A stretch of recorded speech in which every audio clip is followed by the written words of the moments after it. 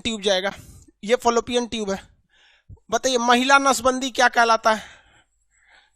फटाफट बताएंगे। ट्यूबेकोटॉमी। महिला नसबंदी क्या कहलाएगा? ट्यूबेकोटॉमी। ट्यूबेकोटॉमी महिला नसबंदी कहलाता है ना। अब वेस्कोटो यूटेरस, यूटेरस यूट्रस हो गया। ये बच्चा कहाँ रहता है? यूट्रस में रहता है। अब हम लोग समझते हैं ये क्या चीज है? ओवरी है। दो दो ओवरी होती है। पक्षियों में ओवरी कहेगा तो कितने ओवरी होते हैं? पक्षियों में एक ओवरी होती है। क्या दोनों ओवरी मेल में एक फीमेल में एक साथ काम करती है? नहीं, एक काम करेगी तो दूसरा नहीं काम करता। 28 दिन का गैप होता है। तो ये 7 दिन में बनता है। देखिए 28 दिन की होता है, ये 7 दिन में बन रहा होता है, ठीक है। और अगले 7 दिन तक ये वेट कर रहा होता है कि इससे अगर स्पर्म आ जाएगा तो हम उससे फर्टिलाइजेशन कर देंगे, और इसमें भी नहीं आया ना तो अगले 7 दिन में ये वापस निकल जाएगा। तो 7 चौको 28 दिन में हो जाता है। तो जैसे मेंसुरेशन साइकिल मान लीजिए यहां से चला गया, पीरियड आगे चला गया, ठीक है। तो पीरियड आने के 7 दिन बाद अब ये वाला बनेगा। तो इस 7 दिन के बाद अगर स्पर्म आएगा भी इस 7 दिन के दौरान, तो अभी तो ये बन ही रहा है, तो कहां से फर्टिलाइजेशन होगा?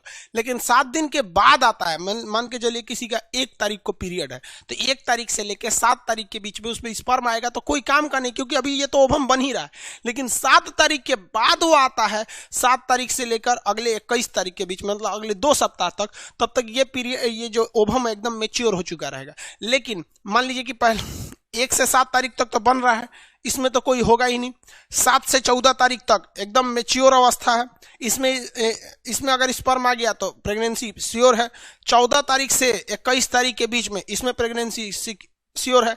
लेकिन अब 21 तारीख के बाद, क्योंकि उसका जीवन मेनली यही 2 हफ्ता उसका मेच्योर का टाइम रहता है, लास्ट में 21 तारीख से 28 तारीख के बीच में अब ये खराब हो चुका है। अब ये धीरे धीरे धीरे धीरे क्या है, पीरियड के रास्ते, मेंसुरेशन साइकिल एमसी के रास्ते बाहर चला जाता है। अब मेंसुरेशन साइकिल जो होता है ना, ये डिफर करता है। अब ये गाइनोकोलॉजिस्ट होती है, जो महिला रोग विशेषज्ञ होती है, वो जानती है इसके बारे में। लेकिन पीरियड का ज्यादा आ जाना वो भी गड़बड़ है, किसी किसी का 2 महीने में आता है वो भी गड़बड़ है, किसी का पहले आ जाता है वो भी गड़बड़ है। तो ये एवरेज माना जाता है कि 4 दिन तक पीरियड्स रहते हैं मेंसुरेशन साइकिल। लेकिन किसी के 5 दिन हो सकते हैं, किसी के 2 दिन हो सकते हैं। अब ये डॉक्टर बताएंगे लोग यहाँ पे। लेकिन मेंसुरेशन साइकिल का आना जरूरी है। अब जिस महिला में मेंसुरेशन साइकिल नहीं आ रहा है, पीरियड्स नहीं आ रहे, सिंपल सी बात समझिए कि उसमें ओवम बन ही नहीं रहा है। अब ओवम नहीं बनेगा बाबू, तो फिर हम क्या कर सकता है? कोई वो बच्चे को जन्म नहीं दे सकती, ओवम जब बनेगा ही नहीं। तो इतना तो समझ में आ गया ना? हो गया बाबू?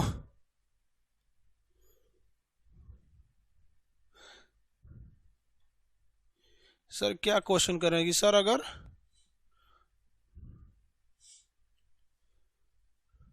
इनके सेल के बारे में बताएं डिटेल से, फिर से कैली बताएंगे। बतलिए, आगे बढ़ते हैं। इसको हटा देना। मेंसुरेशन साइकिल अब सब समझ में आ गया आप लोग को।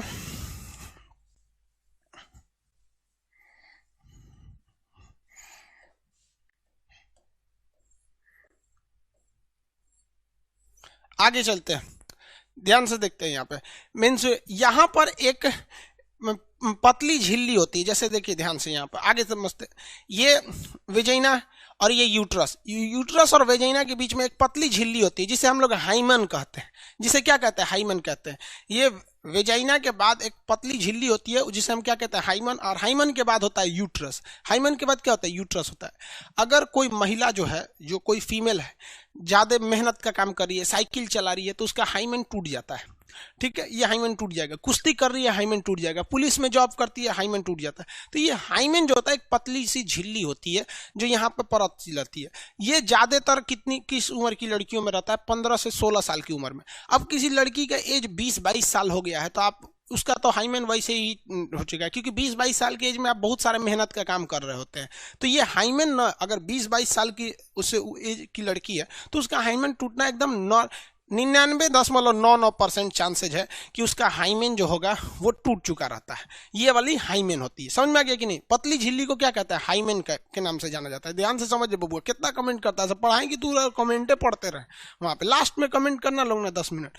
99% लड़कियों का 20-22 साल की एज में क्या हो जाता है? हाइमेन टूट चुके रहते हैं। लेकिन क्या है कि हमारे देश में एक परंपरा चली गई थी। अब इसको ध्यान से समझना बाबू, लाइफ में तुम्हारे बहुत काम आएगा। हमारे देश में परंपरा है, अभी आप देखिएगा, सिंधु सभ्यता आज से लगभग 2500 BC थी।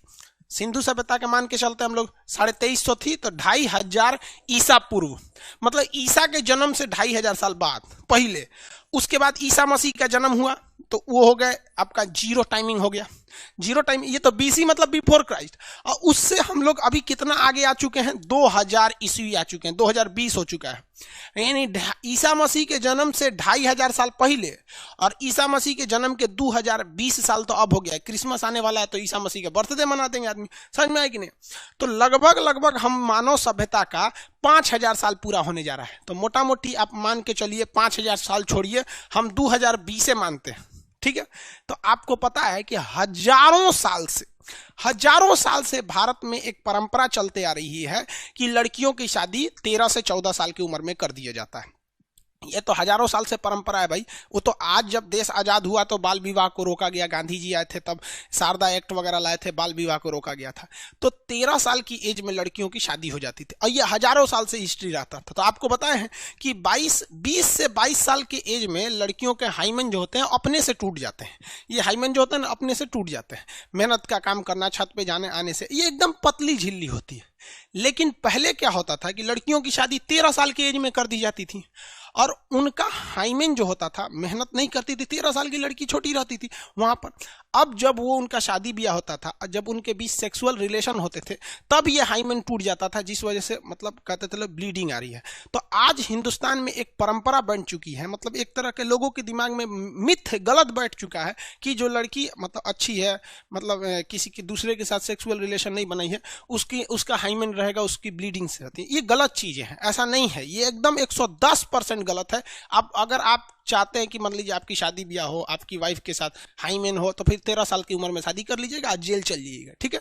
क्योंकि ये नॉर्मल सी बात है। इतनी पतली झिल्ली रहती है कि एक कागज भी उससे मोटा रहता है, कागज से भी पतली झिल्ली रहती है। वो नेचुरल चीज है, क्योंकि जब भी छोटे बच्चे रहते हैं तो उसमें एक्सटर्नल चीजों से बचाव के लिए दिया रहता है। तो अपने दिमाग से ये हटा दीजिएगा कि अगर आप जेन्युइन है, आज किसी की भी शादी होगी तो 20-22 साल की ही लड़की से होगी। 100% तो हम लिख देते हैं, 100% लिख देते हैं, नो हाइमेन सिक्योर।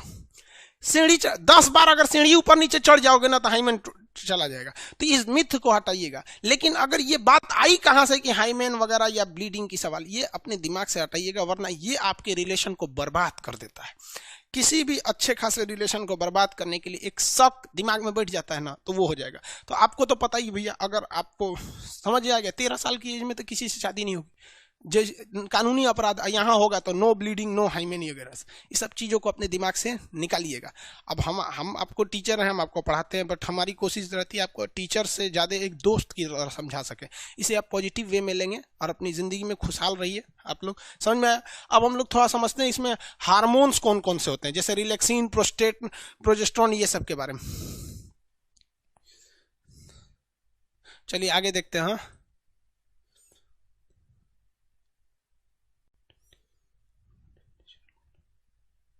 यूके सीना करे टेयरिंग हार्मोन इज नेचुरल फेनोमेना। और एगो और बात बताते बाबू, देखो एगो देहात में कहावत कहा जाता है ना, होशियार को 4 जगह गोबर लग जाता है। एगो बहुत होशियार आदमी था, जा रहा था ना तो उसके पैरवा में गोबर लग गया।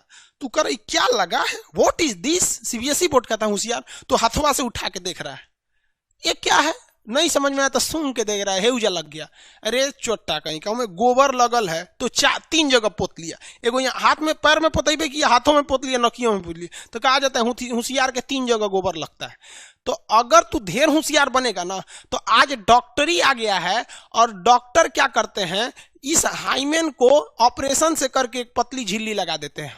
हाइमेन आराम से लग गया यहाँ पर, ले अब अगर हाईमेन लगा दिया ना तो समझ जाओ कि वो किसी को भी कर देगा। वो 40 साल की बुढ़िया को भी हाईमेन लगा देगा ना तो उसका हाईमेन आ जाएगा। समझ में आ गया कि नहीं आ गया? इसलिए भाई साहब ये बहुत गड़बड़ चीज है यहाँ पर, इसलिए आप अपने दिमाग से हटा दीजिएगा ये मिथ को, एकदम गलत बात है। 13 साल की एज के बाद वो अपने से डिफेक्टेड हो जाता है। 13-14 साल के बाद वो मतलब हाईमेन रहने का सवाल ही पैदा नहीं होता है। लेकिन हमारे दिमाग में जो चीजों को 4000 साल से भरा जा रहा है कि नहीं फर्स्ट टाइम सेक्सुअल रिलेशन बनाने से ब्लीडिंग आती है, हाईमेन होता है, तो वो 4000 साल की बातें 50 साल में कैसे टूट सकती है? वहां पे दिमाग से नहीं ना हटेगा। हम लोग को तो कोई भी चीज दिमाग में घर कर जाती है, होता है कि नहीं होता है? चलिए अब आगे आते हैं, आप लोग समझदार हैं। इससे बहुत सारी लड़कियों को मतलब अच्छी लड़कियों को एक शक की नजर से लोग देखने लगते हैं, एकदम गलत चीज है। ऐसे लड़के साले बोंक होते हैं, वो जिंदगी भर ससुरे बकलोल ही रहेंगे। यहाँ पर आगे देखते हैं हम लोग। हाँ, किसी को कोई दिक्कत नहीं?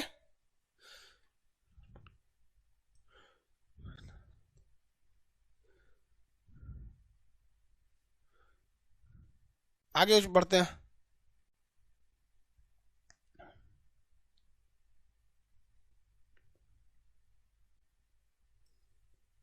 चलिए अब छोड़िए ये सब, आगे देखिए। अब हार्मोन के बारे में हम समझते हैं। ओवरी से ना 3 हार्मोन बनते हैं, फीमेल ओवरी में 3 हार्मोन बनते हैं। एक बनता है ना आपका एस्ट्रोजन। एस्ट्रोजन एस्ट्रोजन एस्ट्रोजन क्या करता है? ये महिलाओं में सेकेंडरी सेक्सुअल चीजों को बढ़ाता है। जैसे हम लोग में टेस्टोस्टेरोन था, टेस्टोस्टेरोन की वजह से हम लोग में दाढ़ी मोछ आने लगते हैं, ये सब चीजें शरीर पे बाल वगैरह आने लगते हैं। तो ये एस्ट्रोजन क्या होता है? मेंसुरेशन साइकिल के निर्माण में मदद करता है। एस्ट्रोजन क्या करता है? मेंसुरेशन साइकिल के निर्माण में मदद करता है। फीमेल के ब्रेस्ट को, स्तन को बढ़ने में मदद करता है एस्ट्रोजन। ये हार्मोन जो होता है ना उसको मदद करता है, मेनली मेंसुरेशन साइकिल को कंट्रोल कर देता है। दूसरा हार्मोन होता है प्रोजेस्टेरोन। प्रोजेस्टेरोन, अब आपको प्रोजेस्टेरोन से याद रखिएगा, प्रोटेक्शन देता है। प्रोजेस्टेरोन से क्या याद रखेंगे? प्रोटेक्शन देता है। किसे प्रोटेक्शन देता है? तो माँ के पेट में जो बच्चा पल रहा है तो 9 महीने तक वो बच्चा रहता है। अगर वो लड़का है तो वो 9 महीने तक रहेगा, और अगर वो लड़की है तो 9 महीने 10 दिन तक रहेगी। लड़कियां ज्यादा दिन तक माँ के पेट में रहती हैं, क्योंकि लड़कियों के शरीर में लड़कों से एक्स्ट्रा अंग होते हैं कुछ, जैसे यूट्रस हो गया, ओवरी हो गया, ये सब चीजें होते हैं। तो ये प्रोटेक्शन देने का काम करता है। किसे प्रोटेक्शन देता है? तो एम्ब्रॉय को देता है। एम्ब्रॉय किसे कहते हैं? जो बच्चा अभी जन्म नहीं लिया है, जिसे हम लोग कहते हैं भ्रूण। तो भ्रूण को प्रोटेक्शन देने का काम करता है प्रोजेस्टेरोन। भ्रूण को प्रोटेक्शन कौन देता है? प्रोजेस्टेरोन देता है। किसी को कोई दिक्कत नहीं? ये एस्ट्रोजन हो गया, ये प्रोटेक्शन से याद रखेगा, प्रोजेस्टेरोन कहेगा। भ्रूण की रक्षा कौन करता है? भ्रूण यानी एम्ब्रॉय, माँ के पेट में। कभी आप सुनते होंगे ना, कोई महिला प्रेग्नेंट है और लोग कहते हैं इसका बच्चा नुकसान हो गया। बच्चा नुकसान होने का मतलब क्या होता है? 2 महीने बाद ही बच्चा मर गया, क्योंकि वो बच्चा यूट्रस में था, लेकिन इसे कोई ना कोई चाहिए तो सेफ्टी देने के लिए, बच्चा को बचाने के लिए, तो प्रोजेस्टेरोन। तो जब महिला गर्भवती रहती है ना तो उन्हें डॉक्टर एक दवा देता है जिसे प्रोजेस्टेरोन कहते हैं। अब ये प्रोजेस्टेरोन बढ़ता कैसे है? तो आयरन की गोली खाने से।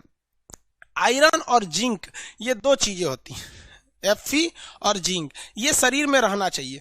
आयरन और जिंक अगर रहेगा तो महिला थोड़ी सी शक्तिशाली रहती है। इसलिए देखिएगा गर्भवती महिलाओं को जिंक की गोली, इंजेक्शन भी आता है, जिंक का इंजेक्शन पेट में लगा लिया जाता है। शुगर का मरीज भी लगा लेता है, छोटा सा अपने से लगा सकते हैं। तो जिंक का इंजेक्शन लगा लिया जाता है और आयरन की गोली आती है, ये खा के रहना चाहिए महिला को। इससे बच्चा क्या रहता है? पेट में सुरक्षित रहता है। तीसरा आता है रिलैक्सिन। रिलैक्सिन, अब ये रिलैक्सिन नाम से ही स्पष्ट है कि ये रिलैक्स देगा, आराम देगा, रिलैक्स देगा। तो देखिए नॉर्मल डिलीवरी के लिए बच्चा जो होता है यहाँ यूट्रस में रहता है। बच्चा कहाँ रहता है भाई? बच्चा ओवरी में बच्चा वहां थोड़े रहता है भैया। ओवरी में तो ओवम बनता है, फॉलोपियन ट्यूब में फर्टिलाइजेशन यानी निषेचन हो गया, में स्पर्म ओवम मिल गए, उसके बाद वो यहाँ आके विकसित होते हैं भ्रूण। तो ये ओवरी जो हो गया, बच्चा कहाँ रहता है भैया? ओवरी में।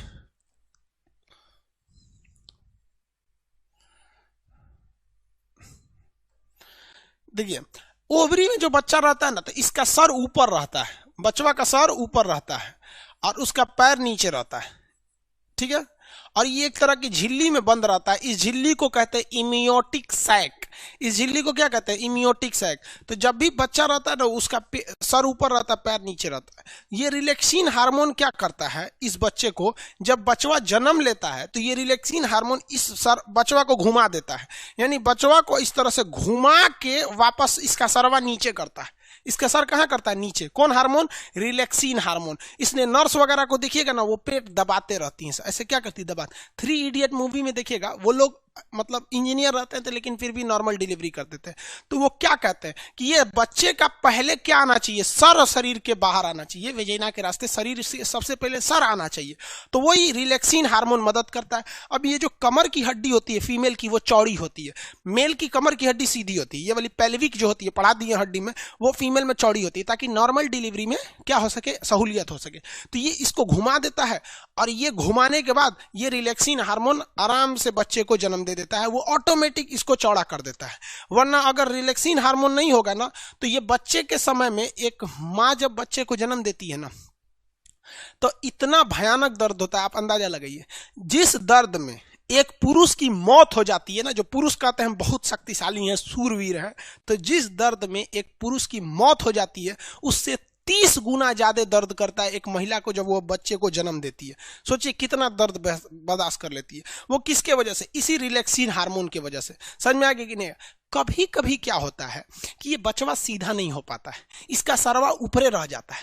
तो ऐसे बच्चे को थोड़ा रिस्क हो जाता है, जल्दी से उसके शरीर को बाहर आ जाना चाहिए। तो उसका शरीर के बाहर पहले क्या आ जाता है, पैर आ जाता है। तो नर्स वगैरह उसको पकड़ के खींच लेते हैं। कैसे, आप 3 इडियट मूवी में देखे होंगे, सेक्शन ट्यूब से उसके सर पे लगा के खींच लेता है बाहर। समझ में आएगी, नहीं आ गया किसी को दिक्कत, तो पहले पैरे पकड़ के खींच लिया जाता है और बचवा रोने लगता है तो उसकी प्लेसेंटा यानी गर्भनाल को काट दिया जाता है। बताए हैं बच्चवा को भोजन किससे मिलता है, तो बचवा को भोजन मिलता है प्लेसेंटा यानी गर्भनाल से, तो इसको काट दिया जाता है। तो ऐसे बच्चा को कहा जाता है कि उल्टा पैदा हुआ है, यानी जिसका पहले पैर शरीर के बाहर आता है ना, माँ के पेट से सबसे पहले पैर आ जाता है, तो उसे कहते हैं उल्टा पैदा हुआ है।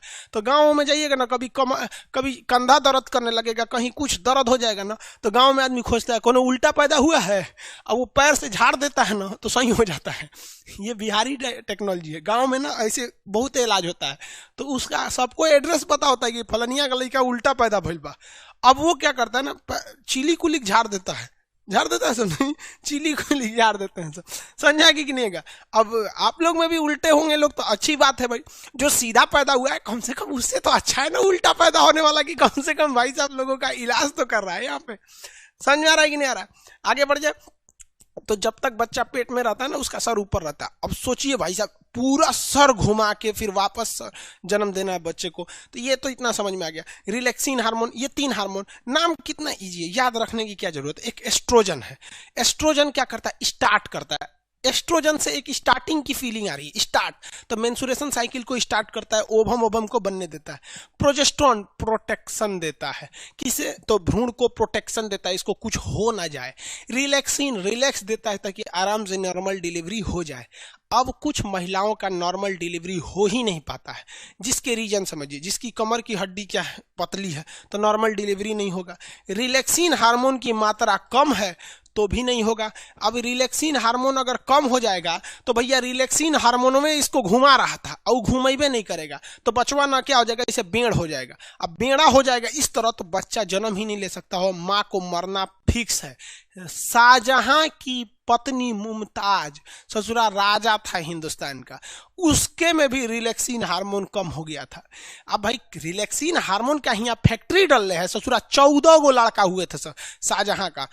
हमको समझ में नहीं आता है 20 साल की शादी में 14 गो अटाया कैसे, तो इनको रेस्ट नहीं दिया उसको, बताओ यार। तुरंत लोड कर रहा था, AK-47 बना दिया था। जब हाल 14 गो लड़का होगा तो भाई शरीर क्या कहेगा कि हम का रिलैक्सिन हार्मोन के फैक्ट्री डल रहे हैं। नहीं हुआ। 14वां लड़का होते समय रिलैक्सिन हार्मोन की मात्रा कम हो गई थी, वो लड़के को हल्का घुमा दिया, पूरा नहीं घुमा पाया, और लड़का इतना शरीर से बाहर आया, शाहजहां की पत्नी मुमताज का मौत हो गया। उसके बाद मौत की याद में ताजमहल बनवाया। हद है भैया यहाँ पर, हो ये कोई मतलब बनता है 14 गो लड़का। लेकिन क्या करोगे यार, उस समय टेक्नोलॉजी भी तो नहीं थी। आज नया नया दवाई आ गया है, टेक्नोलॉजी आ गया है, उस समय कुछ नहीं था। ये रिलैक्सिन समझ में आ गया। आजकल के डॉक्टर क्या करते हैं सब कि महिला को ना रिलैक्सिन, साउंड नहीं आ रहा है क्या जी, बैटरी दीजिए तो। आजकल का डॉक्टर ना दवाई दे देता है सब महिला को और कहता है कि ये वाली दवा ना, ये गोल वाला टैबलेट जरूर खाना। अरे बकलोलिया, वो गोल का टैबलेटवा दे के तोरे शरीर से रिलैक्सिन को कम कर देता है।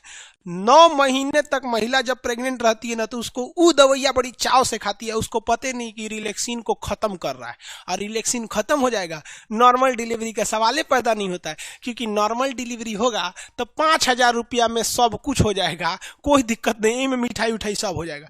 लेकिन अगर ऑपरेशन से होगा तो कम से कम 30,000 रुपया ऑपरेशन से होगा, और 1 साल तक दौड़ते रहिए, डॉक्टर साहब टाका काटना है, डॉक्टर साहब उपट गया, कब वो दर्द हो रहा है, सीढ़ी मत चढ़ो, बाल्टी मत उठाओ, ये मत करो, वो मत करो, नौटंकी हो जाता है। और 99% ऐसी महिलाओं को ही ऑपरेशन से होता है जो महिला प्रेगनेंसी के बाद काम नहीं करती हैं। सब मतलब प्रेग्नेंट हो गई बड़ी काम ना करिए, अरे बात करता है सब यहाँ पर। आप लोग का भी शादी ब्याह होगा ना तो जब प्रेग्नेंट रहेगी तो ज्यादा काम कराइएगा। हाँ, ये कहिए कि भारी वगैरह काम नहीं करिए, कोई ना कि बोझा ढोने के लिए देते हैं, ये नहीं काम, लेकिन काम जरूर करते रहिएगा, क्योंकि जैसे जैसे हम शरीर में काम करते हैं ना, हमारा कोशिका विभाजन उतना तेजी से होता है, आपको पता ही है, तो रिलैक्सिन हार्मोन उतना बनेगा। अब महिलाओं में आजकल की एक खराबी क्या है कि नैहर में वो पतई बीन देगी, चपरासी का काम कर देगी, नैहर में कुछ काम कर देगी, बाथरूम साफ करेगी, नाली साफ करेगी, नैहर में भैंस का गोबर उठाएगी, लेकिन जब ब्याह करके ससुराल में आएगी तो नौटंकी। ओ माय गॉड, ये झाड़ू है, झाड़ू, झाड़ू से क्या होता है? ससुरी दांत खोदल जाला झाड़ू से, झाड़ू से क्या होता है? नैहर में चपरासी के काम है, यहाँ आके झाड़ू क्या होता है? मार दू झाड़ू, वही से होशे में आ जाइए। काम मतलब काम होता है आपका। कहीं क्या जानती हो? तो हम ब्यूटिशियन जानते हैं। रे बकलोलिया कहीं का ब्यूटिशियन जानते हैं? अरे जरा सोचो, अगर कोई लड़का कहे कि लड़की वाला है और लड़की वाला कहे कि लड़का क्या करते हैं, तो लड़का कहे कि हम सेविंग करना जानते हैं, दाढ़ी मोछ बना लेते हैं। रे चोट्टा कहीं का, दाढ़ी मोछ तोर है तो तोर बाप आके बनाएंगे, अपने से बनाओ ना। यहाँ पर कोई भी दाढ़ी मोछ ट्रिमर लेके बना लो, क्या जाता है? सेविंग करना है तो छील लो। लड़की को कौन चीज जाता है? पोत पात लो, प्राइमर, क्रीम, मॉइस्चराइजर पोत पात लो। ससुरी अपने सजने के लिए कहते ब्यूटिशियन का कोर्स जानते हैं। कौन नहीं जानता रे ब्यूटिशियन का कोर्स? 8 गो क्रीम हमारे लिए ले दो, 8 पोत देंगे, ब्यूटिशियन हो गई। वहां पर हो गया 8 ब्यूटिशियन का कोर्स जानते हैं।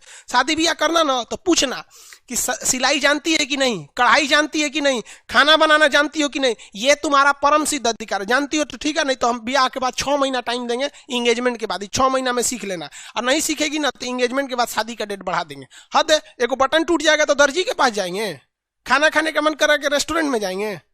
हद है भैया, यहाँ पर समझ में आ रहा है कि नहीं? और थोड़ा भी लड़कियों को भी कहते हैं नाने नौटंकी नहीं, क्योंकि जो बच्चा ऑपरेशन से होता है ना, नेचुरल होता है। फिर वही लड़कवा आगे जाके भोदा होगा, लोल हो जाएगा, कहेंगे तो कहेंगे से कि हमारा लड़कवा ना, बिचला लड़कवा भोदा है, अरे बाप पे पड़ गया, रोज ससुरी कहेंगे बाप पे पड़ गया। महिलाओं को तो एगो फायदा होता है, महिला का पति डॉक्टर है तो डॉक्टराइन, मास्टर है तो मास्टराइन, अब पति चोर निकल गया तो चोटिन नहीं, तो पति खराब है साले का। हद है भैया।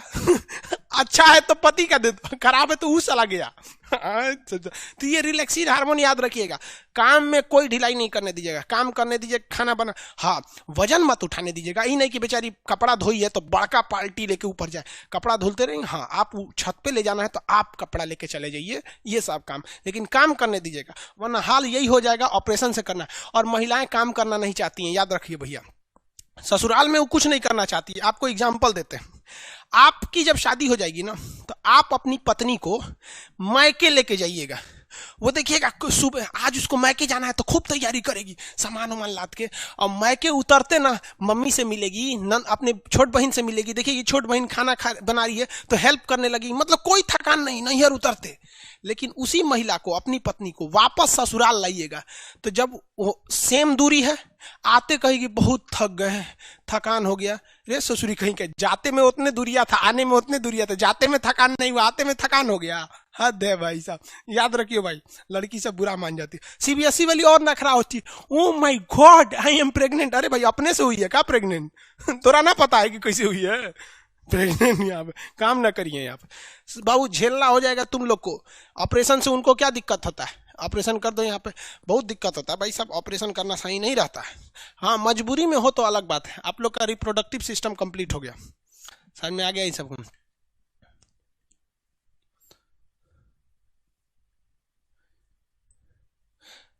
ये क्या पूछ रहा है अंकित कुमार सर, हामिया में क्या होता है? हामिया क्या होता है रे भाई? हाइमेन होता है, वो पतली झिल्ली होती है, चमड़ा की होती है।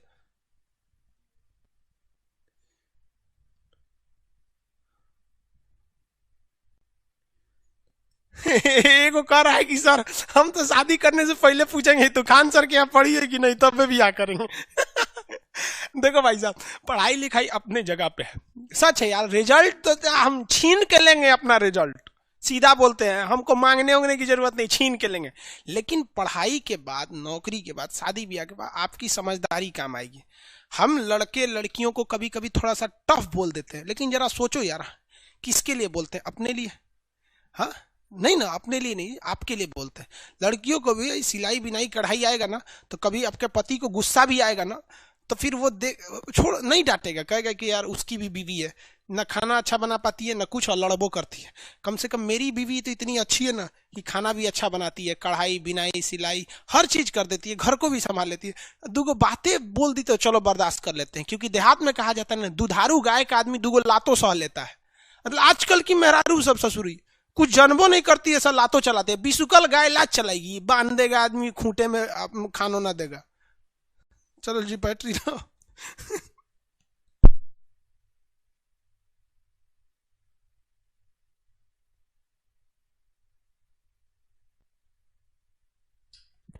रिप्रोडक्टिव सिस्टम का अब ये चैप्टर हो गया, इंपॉर्टेंट यही थे सब। आप ये तीनों हार्मोन याद रखिएगा। एस्ट्रोजन मेंसुरेशन साइकिल को स्टार्ट करता है, महिलाओं का स्तन बढ़ने में मदद करता है। और एक चीज याद रखिएगा, स्तन मेल में भी होता है, फीमेल में भी होता है, दोनों में इस स्तन होते हैं, दोनों में।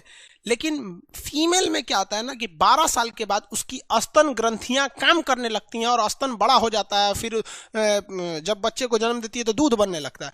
मेल में स्तन होता है लेकिन स्तन ग्रंथि नहीं होती है। जब पैदा होता है तो भी उसका स्तन रहता है, बड़ा होने के बाद भी उसका स्तन रहता है, स्तन ग्रंथि नहीं होता है। यहाँ पर समझ में आ गया कि नहीं? आगे बढ़ जाते। चलिए, अब अगला चैप्टर का नाम है सेंस ऑर्गन। रिप्रोडक्टिव सिस्टम से जितने क्वेश्चन आते हैं ये सारी चीजों को हम आपको बता दिए। चाहे वो ट्यूबेकोटॉमी हो, ओवरी हो, यही पूछता है कि निषेचन कहाँ होता है, तो फॉलोपियन ट्यूब में। बच्चा कहाँ बनता है, तो यूट्रस में। जन्म कहाँ लेता है, वेजिना के रास्ते।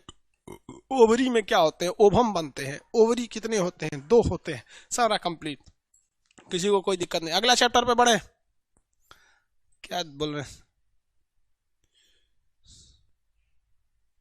सर? फेसबुक चैनल आपका है? नहीं बाबू, मेरा नहीं है। चलिए ध्यान से देखिए, एक लड़के का क्वेश्चन है, अच्छा क्वेश्चन उनका, कि सर यूरिन किधर से आता है महिलाओं के लिए? तो बाबू देखो, यूरिन के लिए महिलाओं में सबसे अलग सिस्टम होता है। यहां देखिए, ये किडनी हो गया, ध्यान से देखो बाबू, ये किडनी। किडनी के बाद नीचे रहता है यूरेथ्रा, यह है यूरेथ्रा, ठीक है। इसमें पेशाब जमा रहता है, इसमें पेशाब क्या रहता है, जमा रहेगा। अब इसके बाद फीमेल में ना यूट्रस होता है,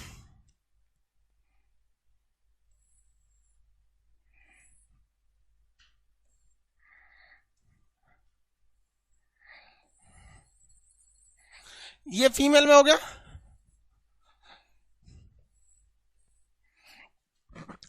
फीमेल का ये सिस्टम है। फीमेल का यूरिन का पार्ट अलग होता है, फीमेल में यूरिन का पार्ट अलग होता है और यूट्रस का रास्ता अलग होता है, ठीक है। यूट्रस का रास्ता अलग होता है, दोनों क्या होते हैं सर, अलग अलग होते हैं सर, जबकि मेल में ऐसा नहीं होता है।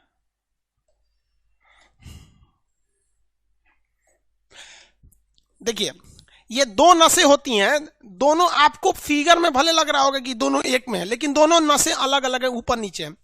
ये जो ब्लैक कलर का एरिया है वो यूट्रस वाला एरिया, उसी के ऊपर से एक नस आई रहती है जो यूरिन के लिए रहती है। दोनों वेजिना के पास आके जुड़े रहते हैं सर, दोनों के लिए अलग अलग रास्ते।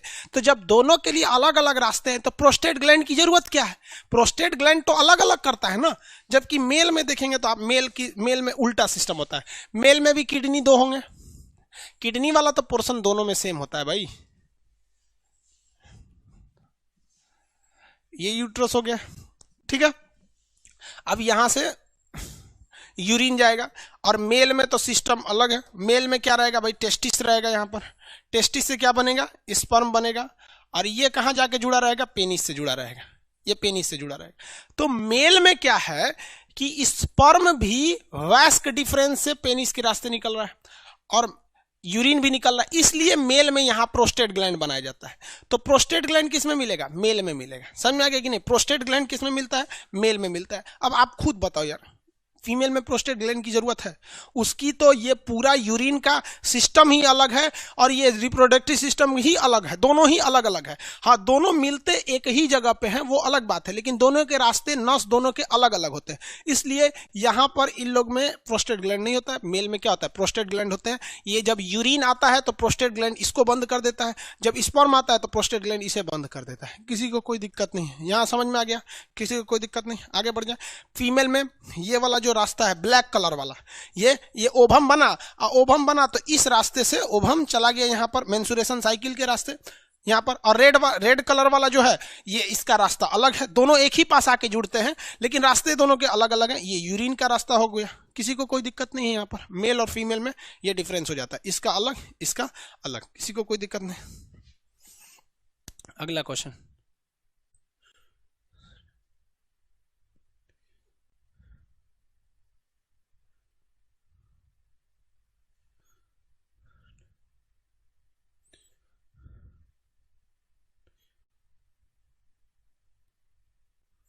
आगे बढ़े।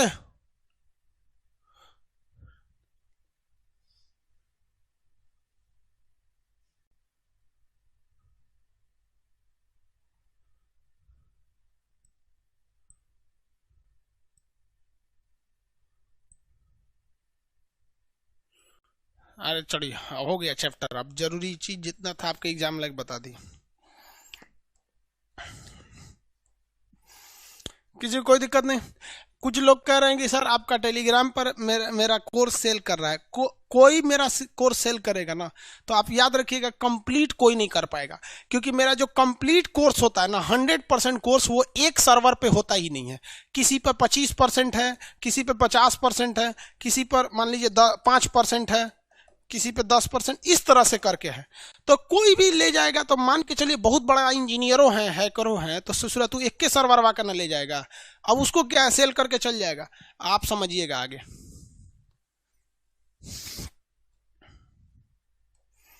किसी को कोई दिक्कत नहीं, आगे बढ़े।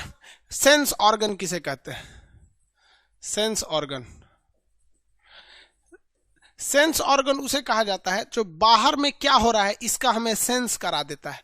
ऐसे ऑर्गन को हम क्या कहते हैं, सेंस ऑर्गन। बाहर की हो रही घटनाओं का हमें सेंस कराने वाले को क्या कहते हैं, सेंस ऑर्गन कहते हैं। जैसे बाहर गर्मी है कि ठंडा है, सबसे पहले ये जानकारी त्वचा को पड़ता है, स्किन को पड़ता है। तो सेंस ऑर्गन में क्या आ जाएगा भैया, त्वचा आ जाएगा। त्वचा यानी स्किन, क्या गया, स्किन आ गया, त्वचा। दूसरा अगर आप देखेंगे सेंस ऑर्गन, तो ये तो त्वचा आ गया। इसके बाद अगर आप देखते हैं त्वचा के बाद, सेंस ऑर्गन के बाद और क्या आता है, तो इसमें आपका कान आ सकता है। कोनो आपको गरिया रहा है रे चोट्टा, तो तुरंत कान सेंस करेगा कि आशीर्वाद ना दे रहा है, गरिया रहा है, मारो उसको, तो ईयर आ जाएगा, कान आ जाता है, कान यानी ईयर आ जाता है। कोनो सड़ल खाना दे दिया तो खाने से पहले पता चल जाता है कि नहीं, सूंघ के, तो क्या आ गया, नाक आ गया, नाक, नोज हो गया। मान लीजिए नाक में सर्दी है तो जीभ से उसको टेस्ट कीजिए, जीभ कहिए कि ससुरा सड़ल दे ले रे, टंग हो गया। आंख से देख के बता सकते हैं कि हमारी वाली है कि दूसरे की है, आंख। ये 5 चीजें होती हैं जो सेंस ऑर्गन में आती हैं। किसमें आती है, सेंस। ये हमें सेंस करा देती है, सेंस मतलब ज्ञान दे देती है, इसलिए इसे हम लोग ज्ञान देने वाली ज्ञानेंद्री कहते हैं। क्या कहते हैं, ज्ञानेंद्री। ज्ञानेंद्री सेंस ऑर्गन की संख्या कितनी होती है, 5। सेंस ऑर्गन की संख्या 5। जैसे पीछे कोई आपको सुगरा रहा है कि बकोट रहा है कि घोंप दिया, ये सब कौन बताता है, त्वचा। जैसे कोई ऐसे ऐसे कर रहा है तो समझिए सुगरा रहा है, ऐसे ऐसे बकोट रहा है तो कह रहे काय बकोट रहा है, कौन घोंप दिया, तो कौन बताता है, त्वचा। कान, रे बबुआ, रे चट्टा, बाबू, ये सब कौन बताता है, कान सेंस कराता है कि कैसन वाणी बोल रहा है। नाक सूंघ के बता रहा है कैसा चीज है। जीभ टेस्ट करके बताता है। आंख देख के बताता है। ये पांचों को हम क्या कहते हैं, सेंस ऑर्गन के नाम से जानते हैं। सेंस ऑर्गन की संख्या कितनी होती है, 5 होती है। सेंस ऑर्गन की संख्या 5, याद रखिए कि खड़े क्वेश्चन पूछता है। सेंस ऑर्गन की संख्या 5। आगे बढ़ते हैं, चलिए आगे इतना ही, आगे का क्लास कल करेंगे। कल सेंस ऑर्गन कंप्लीट बता देंगे। आज के लिए इतना ही।